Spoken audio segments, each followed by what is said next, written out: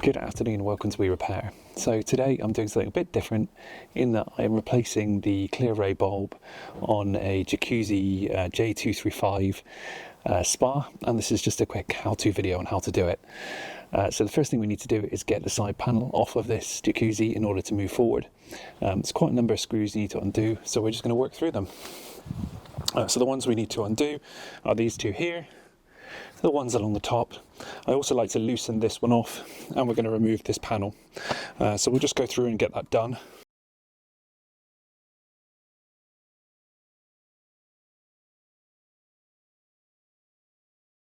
So first thing we're going to do, we're going to take this panel out, like that.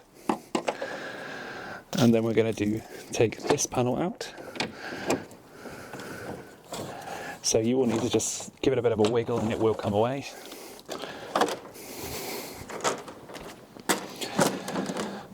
And then we're going to take this top bar off. You won't be able to get to the polystyrene without removing it, which is why I undid it earlier. Now, comment to make is you do need to turn the spa off 15 minutes before you do this process to allow the bulb to cool. And then we're going to take this panel out. And then we're interested in this here. As I say, before we start this, first thing we need to do is make sure the tub is off. It needs to be off for a quarter of an hour before we do this work.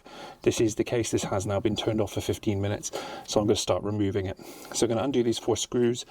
I'm wearing glove already because I'm going to handle the bulb, and you do need to make sure that you're wearing gloves before you handle the new or old bulb. Undo your screws, and this cover should just come away super easy.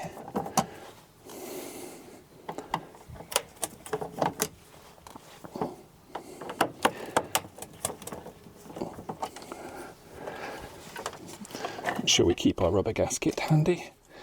So this is our bulb. I'm going to squeeze this little connector and pull this apart, remove the rubber grommet, and then there's our bulb. So pop that to one side.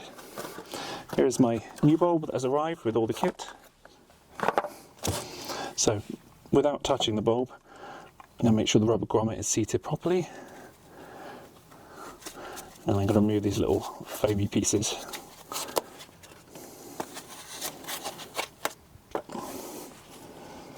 Okay, I'm going to reinsert the bulb now.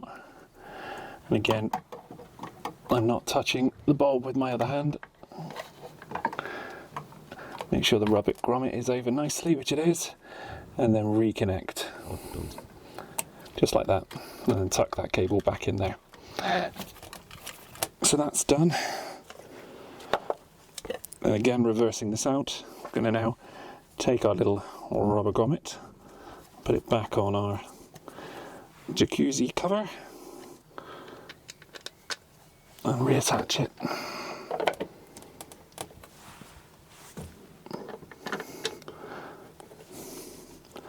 Just like that.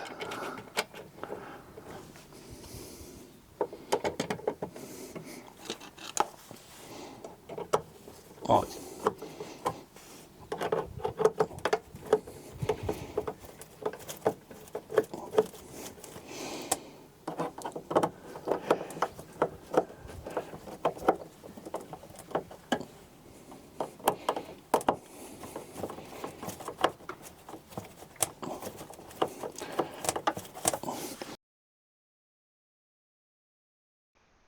The final thing now we have to do is reassemble the tub. So the first thing we've got to do is reinsert our foam panel. Again, it's sometimes a little bit tricky to get in, but it will just slot into place.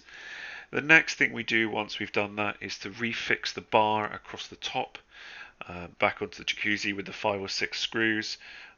With an electric screwdriver, it'll only take you less than a minute. Just line them up and screw them back in.